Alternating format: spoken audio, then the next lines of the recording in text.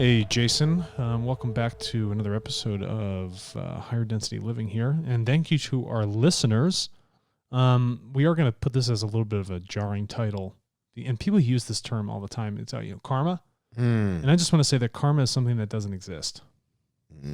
It's this weird, Buddhist idea that what we've done in a past life is carried forward into the next one.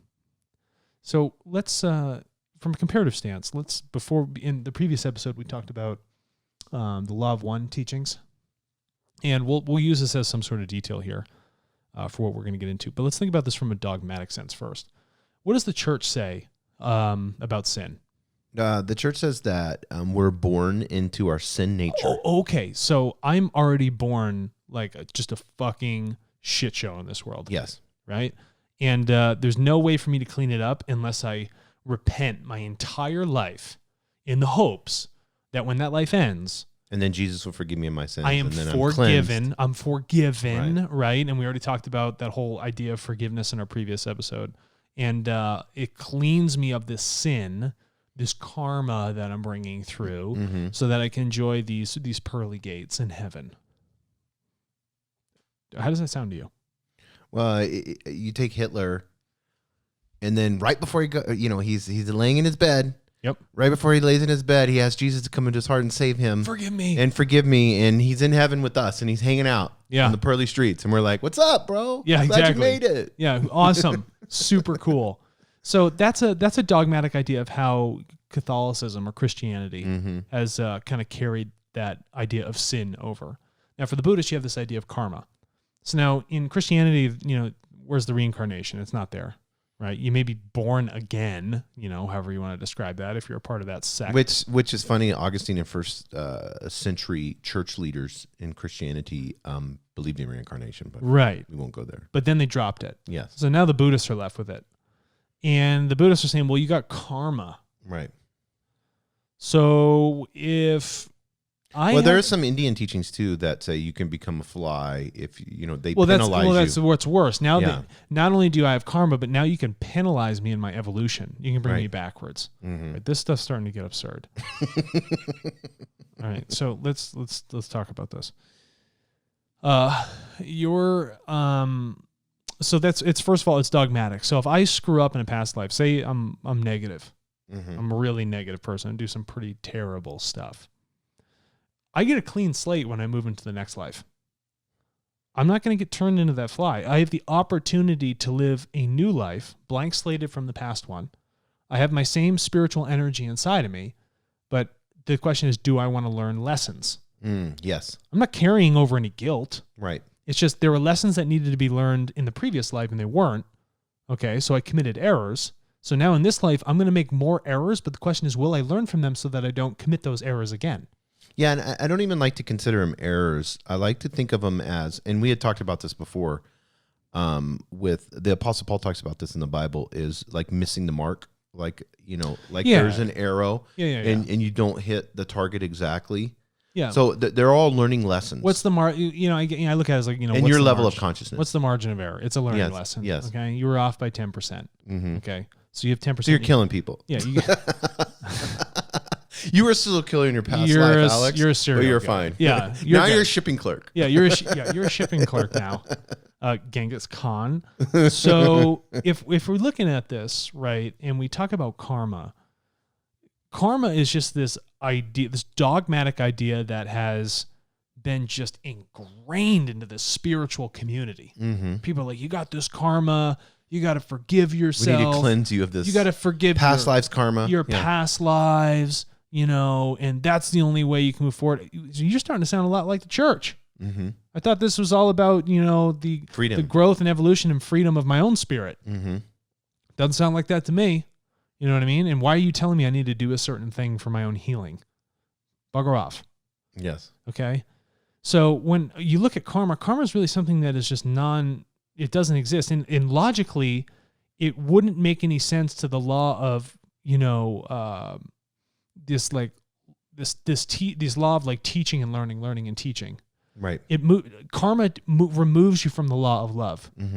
Karma is this idea of disunifying. Right. Here's a better way to say it. If I have karma and I turn into a fly, I've reversed my evolutive state. Yes.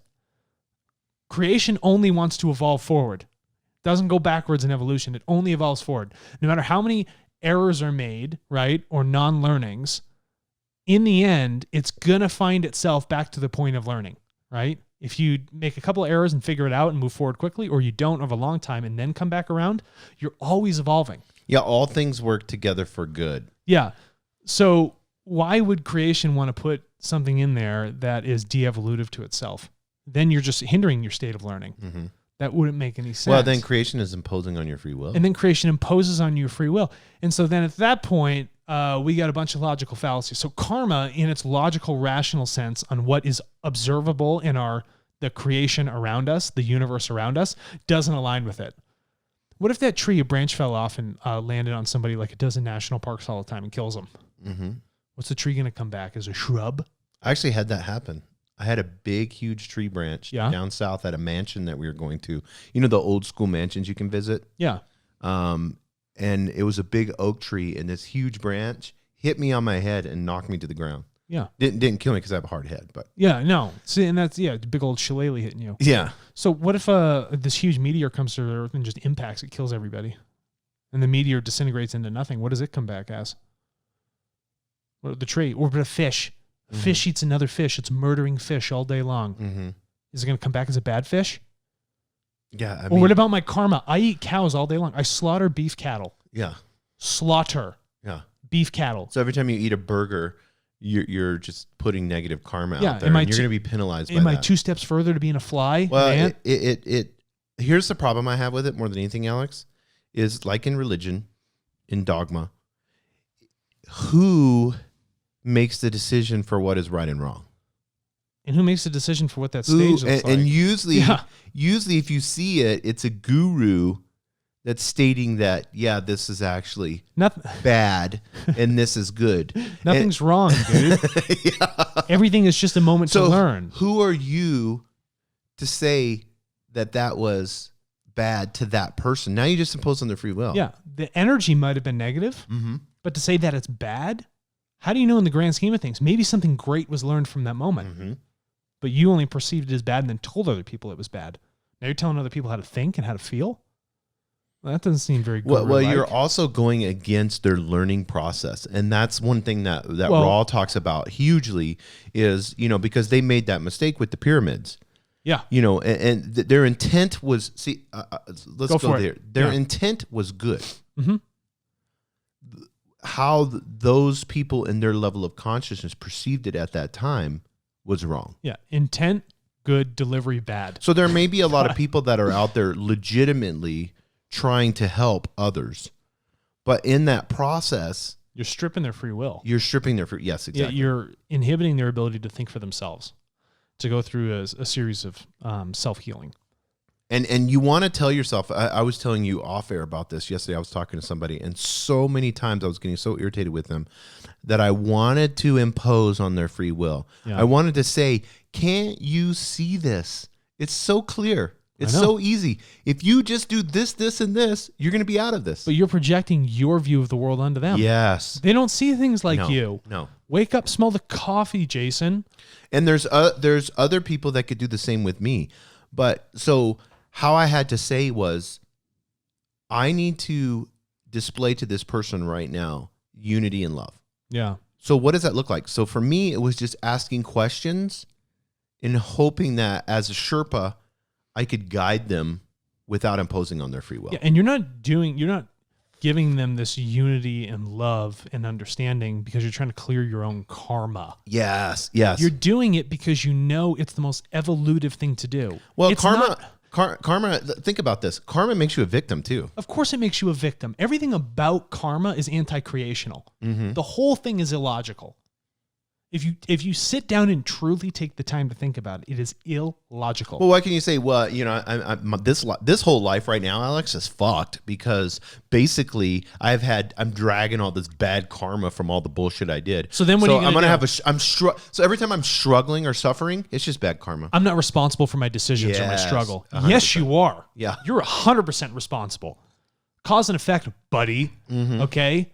Law of interaction, law of Yes. equalization, okay? Yes, Law of unity, love, all those things. You're not being responsible. So let's clarify cause and effect, because people are going to use cause and I'm gonna do effect to justify karma. I'm going to do this. I'm going to do this right now. So I'm going to go back to the Raw book, and I'm going to read this quote, Right. and then I'm going to walk us through this, Okay, okay? good. Because I think Perfect. this is fundamentally important. And people are going to wonder, well, if this upper six density collective consciousness is using the word karma, well, then it must exist. No.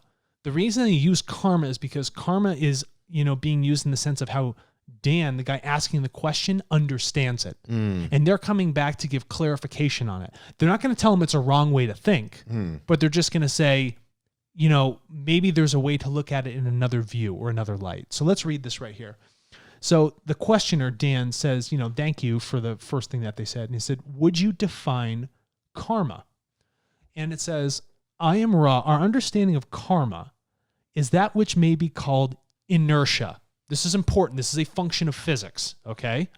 But it's their understanding of it. They're upper six density, but they're going to keep calling it karma because that's what you're describing that. So our understanding of karma is that which you may be called inertia.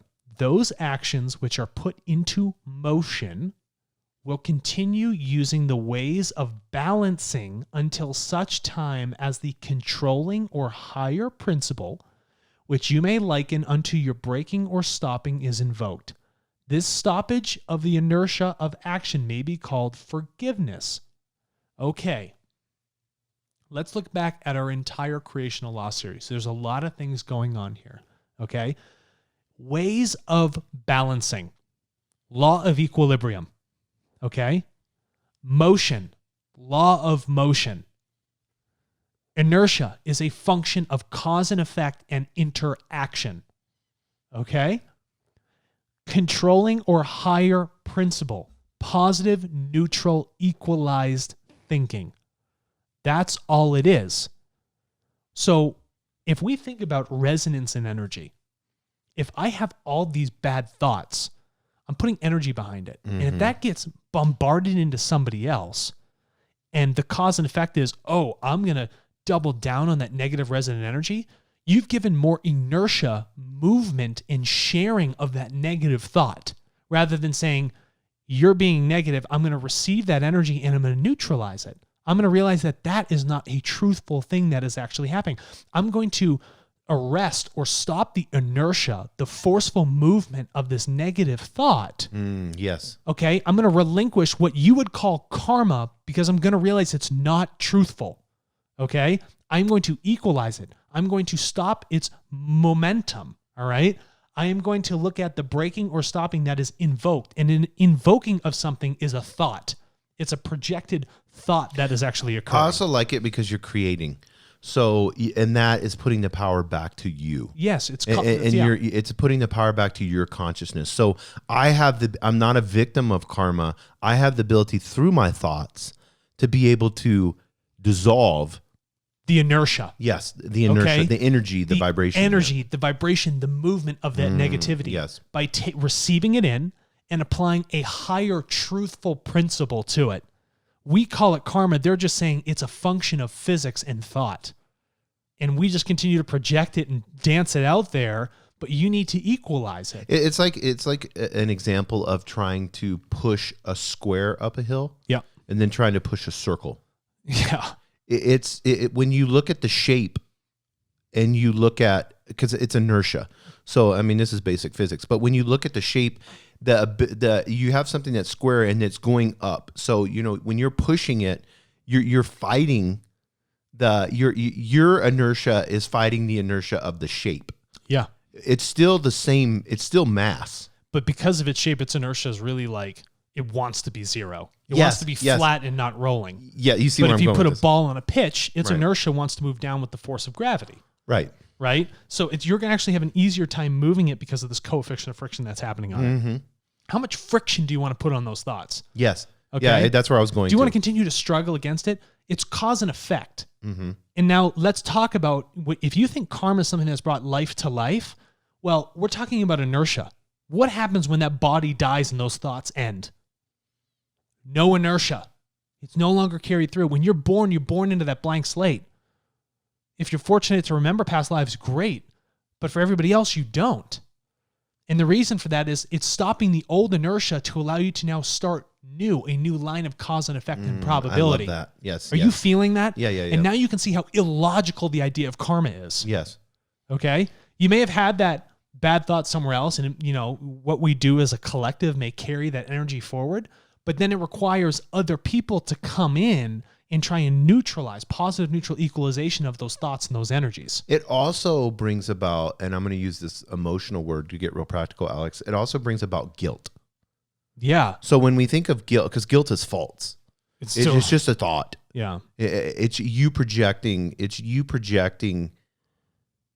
a thought into your identity. Yeah. Am I do I need to be guilty of my thoughts? What the hell does that even mean? It's just a thought. Why do you need to be guilty of your learning? That's what it is. It's a thought. You should be so thankful that thought came through, and then you were self-aware enough of it to be like, oh, what does this actually teach me? You shouldn't even be guilty. So let's say you harm someone, maybe not physically, but let's say you... Emotionally? Yeah. So let's say you ended somebody's career. You were mean. You went to the boss. You told him off. You were really pissed. You didn't want to work with this person anymore. So you basically destroyed him, annihilated him. You did Wolf of Wall Street bullshit. Yeah. And then later you feel bad about it, right? Yeah. That guilt is just, to me, if you look at the guilt, set with the guilt. So, because I've done this before. If you look at the guilt, set with the guilt. So now I'm going to be self-aware on this because I have the power. I am creation. That person was just a reflection of me. Yeah.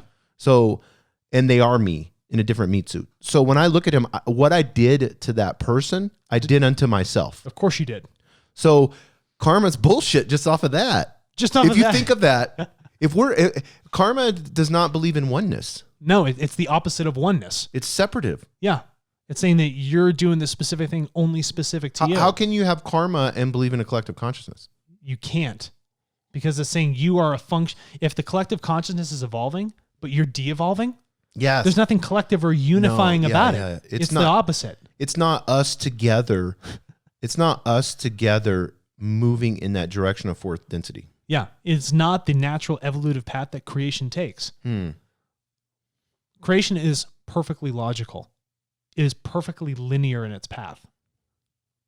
That is moving in the opposite direction of what's going on. Just think about it in this sense. Where does time go?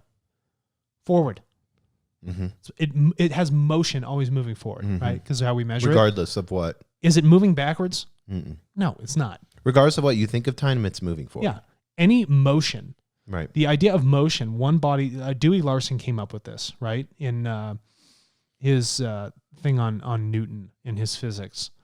But the idea is that if one thing is moving away and there's a change in distance and vector, that is considered the motion. And time is a function of that change in distance and vector. So direction and the distance of those two things away from one another. So things are always moving all the time. But the thing is, time never moves backwards because momentum is not there's a tough way to describe this. There's no thing as like an inverse momentum. This is very difficult. A movie just came out called Tenet. Right. It was the same guy who did the Batman films. And it was this idea that as one time's moving forward, there's another one that's moving backwards over here. And so you can it's weird. I can push the coffee cup, or this coffee cup is actually sitting backwards in time. And what will look like me pushing it is actually me receiving it in my hand. I know the concept's insane, but that's the thing. There's a lot of illogical things happening here, but that can't happen. Karma doesn't work like that. Creation doesn't act in that sort of function.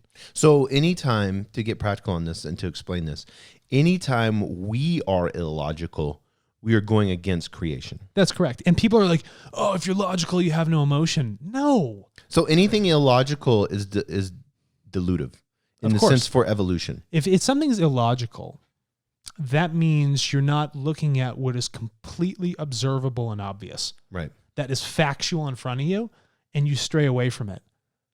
So doing so is just going to make you the most curly-cued path going all over the place. You're not going to know where you're going to end. But logic is the shortest distance between 2 points. It's that straight line.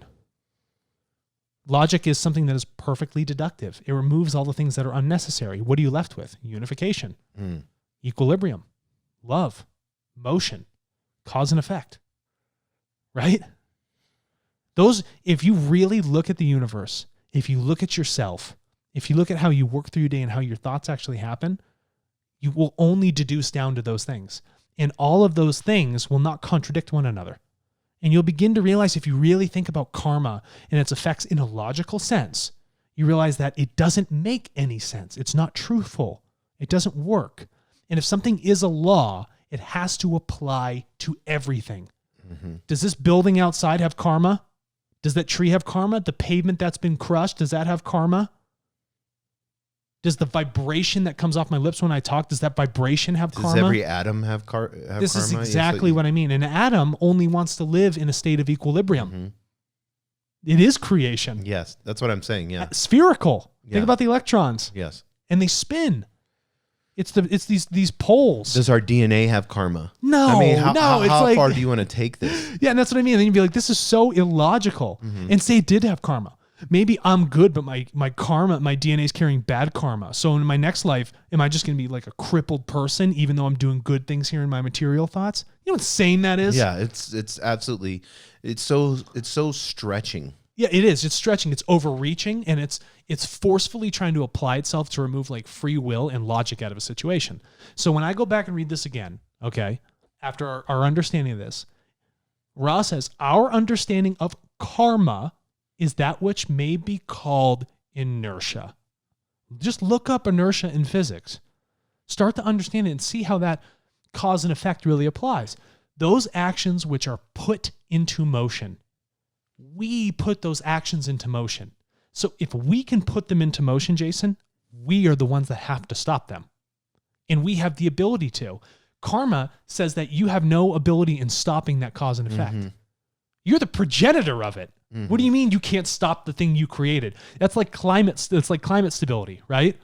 We can't, stop the earth from spiraling even worse than its climate. Of course you can. You're the cause of it. You can solve that cause. Mm-hmm. All right.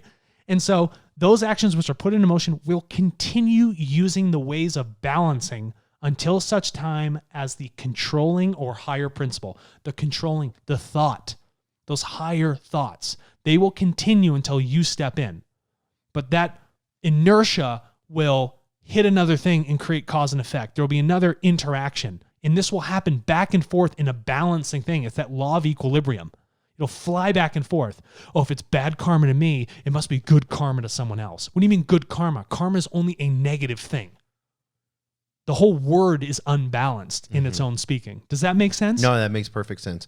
And I think to close, Alex, what I want people to understand is whenever you're looking at any spiritual teaching that's out there, whatever it is, whatever we say, anybody that is speaking that is perceived as truth. Mm-hmm. It is your responsibility to understand the resignation, not resignation, but with it resonating with your spirit. Yeah. And there may be teaching that will resonate with you that you get. Now it's your responsibility to say, how is it resonating with me? Yeah. Is it illogical? Is it truthful? Is it truthful? And you have to take that time to go through, hop on Google, get some books, work through it. That is part of your evolution. Yeah. Observe the outside and observe yourself. Mm-hmm. Whatever people say, listen to it, and then look for the truth within it. Mm-hmm. Really take the time to search deeply, because when you find those truths, you'll never forget them, and they're going to apply to so many more things. So that bit of effort you put into it, keep doing it. What becomes your truth? Yeah. We don't want people to sit here and believe what we're saying. Yeah. I want you to think for yourself. Yes. I want you to be responsible for your thoughts and your actions and everything you feel in this life. Recognize that. And you will feel so much more joy every single day with every breath you take when you recognize that self-responsibility. When you see the freeing nature of actually looking at the world through a creational lens. And you don't need all this external to get power. No, that power is only found internally. Mm-hmm. I don't have to get it from a book or anything else. You and I only sit here to act as a reminder to people. That's it. We're not your book. We're not your gurus. We're but a reminder of your own self-empowerment. You are that quantum computer. You are the quantum. You are that perfectly balanced atom. You are part and parcel of creation. You are everything you've always needed to be. You just need to wake up to it. That's it. Deuces.